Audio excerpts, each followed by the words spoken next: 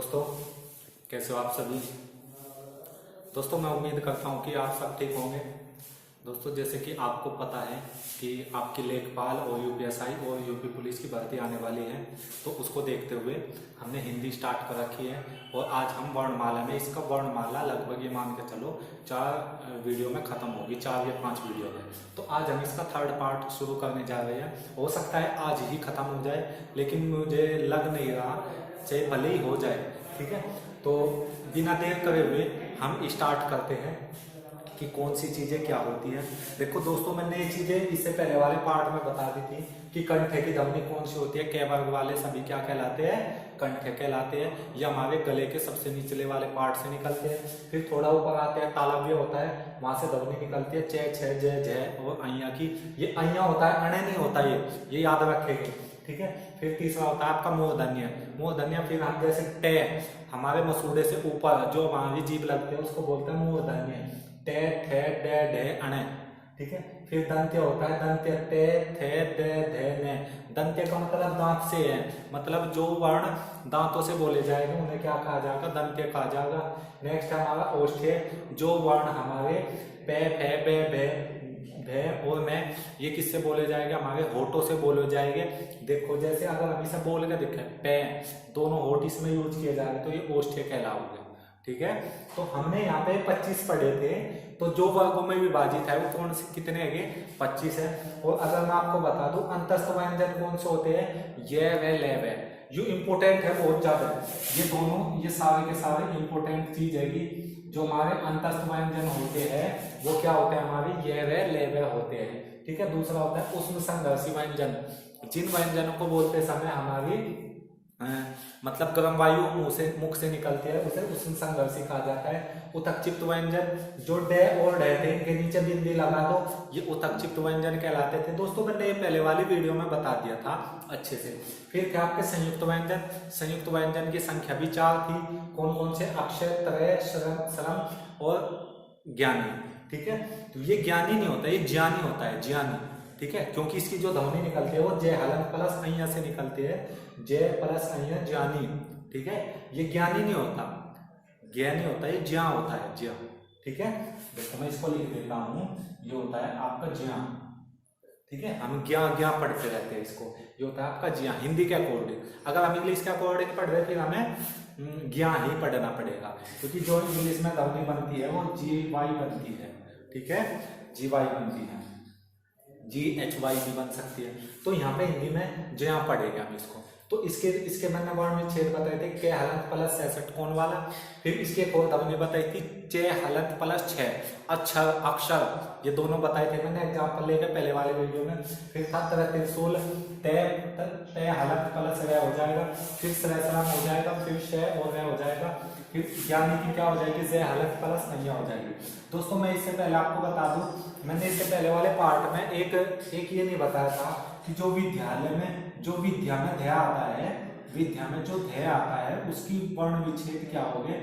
दे हलंत plus ये होगी। इसकी भी देखो इसके जैसी ही ध्वनि होती है, लेकिन इसको संयुक्त अक्षर में नहीं रखा गया, संयुक्त व्यंजन में नहीं रखा गया। तो ध्याय की भी आप ध्वनि याद रखेंगे। विद्यालय में विद्या आता है तो इसकी भी ध्वनि क्या हो जाएगी? विद्यालय हो जाएगी। ठीक है। ठीक है, मुझे उम्मीद है कि आपको अच्छे से समझ में आ रहा होगा। अब देखो नेक्स्ट बता देता हूं मैं। नेक्स्ट वाला पोर्शन क्या है आपका?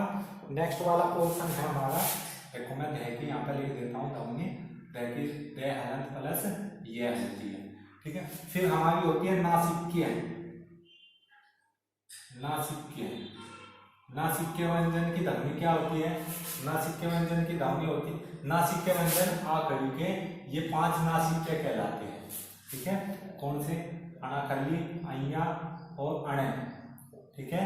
और ये होता है आपका ने और में। ये 5 क्या कहलाते हैं? हमारे नासिक्य व्यंजन कहलाते हैं। कौन से व्यंजन कहलाते हैं? नासिक्य व्यंजन। ठीक है। फिर दोस्तों इसमें हम आपको बता देता हूं, एक इसमें होता है लुंठित। क्या होता है इसमें? लुंठित। लुंठित किसको कहा जाता है ये मैं आपको बता देता हूं। जो लुंठित व्यंजन है वो वह होता है। ठीक है। लुंठित व्यंजन क्या होता है हमारा? रे। और एक होता है आपका पाशर्विक। पाशर्विक व्यंजन, वो कौन सा होता है आपका? पार्श्विक व्यंजन होता है आपका ले। ये चीज आपको याद रखनी है। जो पार्श्विक व्यंजन होता है वो आपका ले होता है, जो लुंठित होता है वो आपका वे होता है। ठीक है। अब दोस्तों मैं इसको बता देता हूं, अर्ध स्वर। अर्ध स्वर कौन से होते हैं? अर्ध स्वर कौन से होते हैं ये भी मैं आपको बता देता हूं। ये और जो मैंने बताए थे ना अंतस्थ व्यंजन, अंतस्थ व्यंजन में पहले वाला और आखिरी वाला ये क्या कहलाओगे? हमारे अर्ध स्वर कहलाओगे। देखो ये चार थे ना हमारे, जो इसकी कैटेगरी थी। देखो दोस्तों मैं यहाँ लिख देता हूँ, जो अंतस्थ व्यंजन हो गए, अंतस्थ व्यंजन कौन कौन से थे? अंतस्थ व्यंजन के हमारे ये, रे, ले और वे। ठीक है। ये तीन तो कहलाए थे हमारे कौन से? ये दो तो कहलाए हमारे अर्ध स्वर। यहाँ पे लिख देता हूं मैं अच्छे से, अर्ध स्वर कहलाए वाले। ठीक है, अर्ध स्वर। और वे हमारा क्या कहलाया था? वे हमारा कहलाया था लुंठित। ये हमारा क्या कहलाया था? लुंठित कहलाया था। फिर ये वाला हमारा कहलाया था, ये क्या कहलाया था? पार्श्विक। ये कहलाया था हमारा पार्श्विक व्यंजन। ठीक है। तो आपको ये चीजें याद रखनी है कि वे को क्या कहेंगे। दोस्तों मैं इसको मिटो देता हूँ, रफ कर देता हूँ, क्योंकि ये चीजें मैंने यहाँ पे बता दी। ठीक है। जो अंतस्थ व्यंजन होते हैं उसके अंदर भी कैटेगरी है। यह और वह को तो क्या कहा जाता है? अर्ध स्वर। और वह और लय को अलग अलग लुंठित और पार्श्विक कहा जाता है। ठीक है। मुझे लगता है कि आपके अच्छे से समझ में आ चुका होगा। अब देखो जो ये वाले होते हैं उत्क्षिप्त व्यंजन, मैंने इसको बताया था कि इनको उत्क्षिप्त, इनको अतिरिक्त व्यंजन भी बोल देते हैं। क्या बोल देते हैं हम इसको? अतिरिक्त व्यंजन भी बोल देते हैं। ठीक है। अब देखो इससे पहले वाली वीडियो में एक अयोगवा भी बता दिया था, वो तो शायद वैसे है अयोगवा मैंने बताए थे, दो होते हैं, अंग और ए होते हैं। दोस्तों मैं इसके बाद जो नेक्स्ट पार्ट लूंगा, नेक्स्ट पार्ट में मैं इन सब का क्या लूंगा?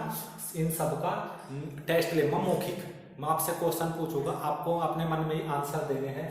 अयोगवा कौन से होते हैं? अंग और ए होते हैं, अंग और ए होते हैं। ठीक है। अब देखो उसके बाद जो नंबर आता है, उसके बाद हमारा नंबर किसका आता है? द्वित व्यंजन। क्या होता है? द्वित व्यंजन।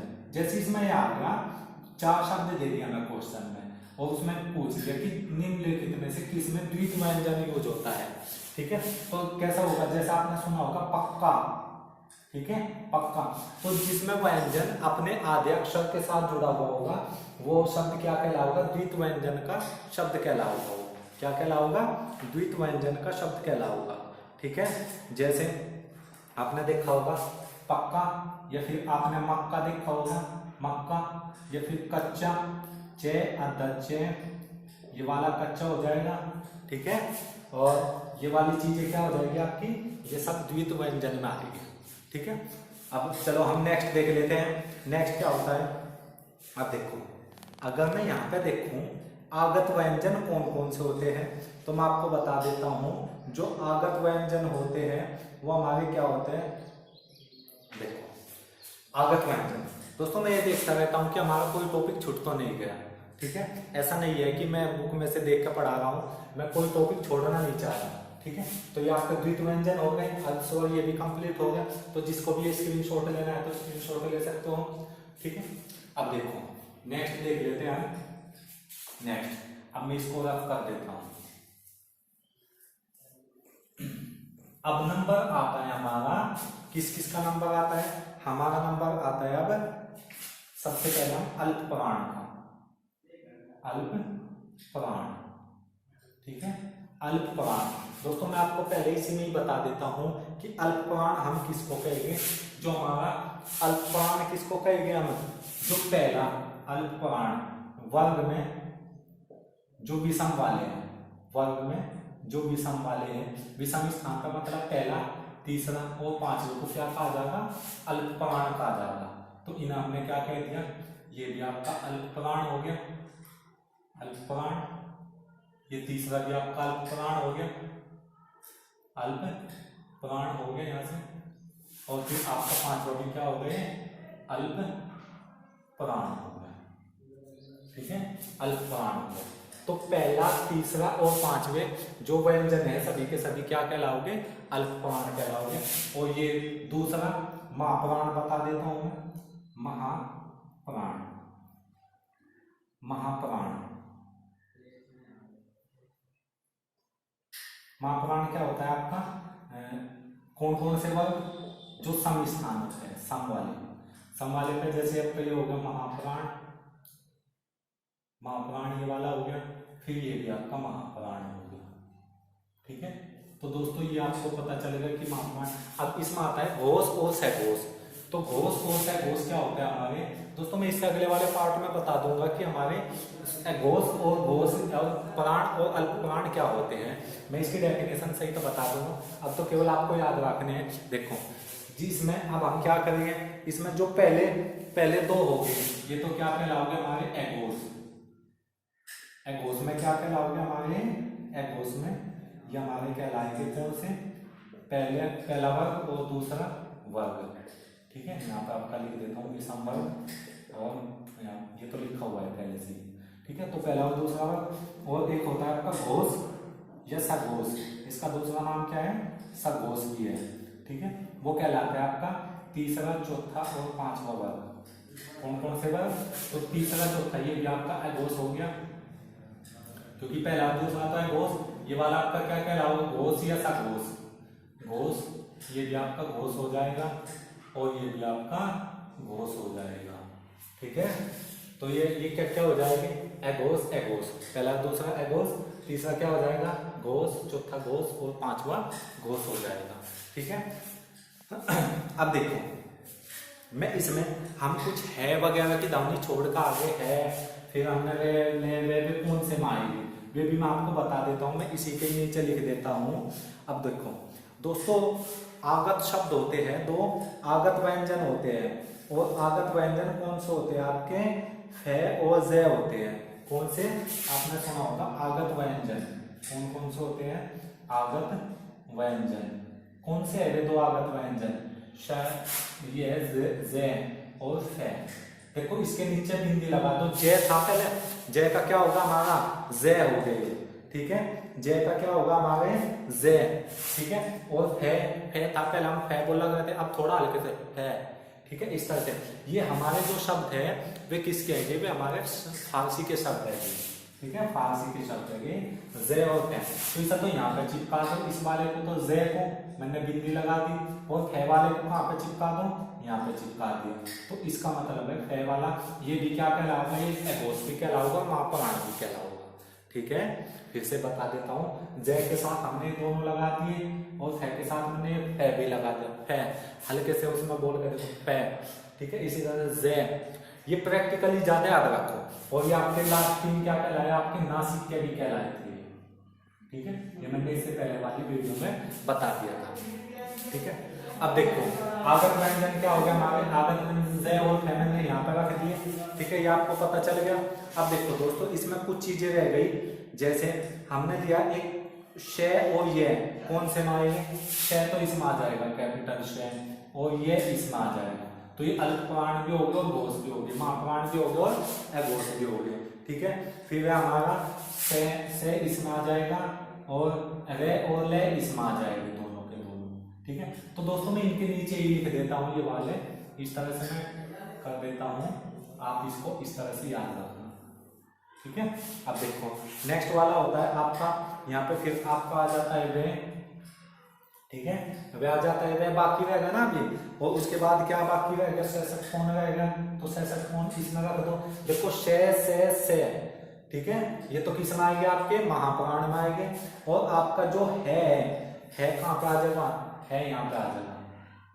ठीक है, घोष होगा और महाप्राण होगा, घोष होगा और महाप्राण होगा। तो दोस्तों जब मैं अल्पप्राण और महाप्राण और घोष और अघोष के बारे में डेफिनेशन बताऊंगा, तब ये आपको अच्छे से समझ में आ जाएगा कि है को इसी में क्यों रखा गया और से षटकोण को इसी में क्यों रखा गया। अब तो केवल आप देख लेंगे। ठीक है, तो उसके बाद नंबर किसका आता है हमारा? से के बाद हमारा षटकोण के बाद है हो गया, और है के बाद हमारा हो गया डे और डे, और दूसरा क्या होगा हमारा? डे। डे तो इसमें आएगा, डे और डे, जो थे उतकचित व्यंजन। ठीक है, अब देखो हम इनको क्या बोल देते हैं, उतकचित व्यंजन बोल देते हैं, उतकचित व्यंजन, ये वाले हो जाएगी। ठीक है, फिर हमारा है क्या होगा उसको भी देख लेते हैं। है हमारा होता है स्वर यंत्र, स्वर यंत्र होता है हमारा, ये क्या होता है हमारा स्वर यंत्र होता है। ठीक है, फिर हमारा क्या होता है मूर्धन्य, ये क्या होता है हमारा सशक्त कौन होता है हमारा मूर्धन्य, मूर्धन्य जो भी हमारा पीछे पड़ रहा है मूर्धन्य, ये वाला होता है मूर्धन्य। ठीक है, फिर हमारा होता है वे, दंतोष्ठ्य वे, ये हमारा क्या होता है दंतोष्ठ्य,